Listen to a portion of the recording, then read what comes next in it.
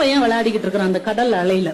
விளையாடும் போது அவன் செருப்ப கடல் இழுத்துட்டு போயிடுச்சு. உடனே அந்த கடற்கரை மண்ணுல எழுதி வச்சிருக்கிறான், இந்த கடல் ஒரு திருடன் அப்படின்னு எழுதி வச்சிருக்கிறான். கொஞ்ச நேரம் கழிச்சு சுனாமியில மனைவியை பறி கொடுத்த ஒருத்தர் வந்திருக்கிறார். அவர் அப்படியே அந்த கடலை அப்படி விரிச்சு பார்த்துக்கிட்டே இருந்துட்டு அந்த கடற்கரை மண்ணுல அவர் எழுதியிருக்கிறார், இந்த கடல் ஒரு கொலைகாரன் அப்படின்னு எழுதியிருக்கிறார். அன்னைக்கு நிறைய மீன்கள் கிடைக்கப்பட்ட ஒரு மீனவன் அதே கடற்கரை மண்ணுல எழுதுனா, இந்த கடல் ஒரு கொடையாளி அப்படின்னு எழுதினான். கொஞ்ச நேரம் கழிச்சு முத்து குளிக்க போன ஒருத்தர் விலை உயர்ந்த முத்தோட வந்தார். அவர் எழுதினார், இந்த கடல் ஒரு மிகப்பெரிய வள்ளல் அப்படின்னு எழுதினார். இவ்வளவு பேரும் எழுதிட்டு போயிட்டாங்க. கடல் நேரா வந்து எல்லாத்தையும் அழிச்சுட்டு போயிடுச்சு.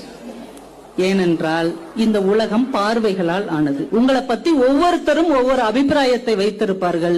அத்தனை அடுத்தவர் அபிப்பிராயங்களையும் அழித்து விட்டு நீங்கள் நீங்களாக இருங்கள். நாம நேர்மையா இருக்கிறோமா, நாம ஒழுக்கமாக இருக்கிறோமா என்பதில் நாம உறுதியாக இருந்தால் அடுத்தவர் அபிப்பிராயத்துக்கு அக்கறை காட்ட தேவையில்லை.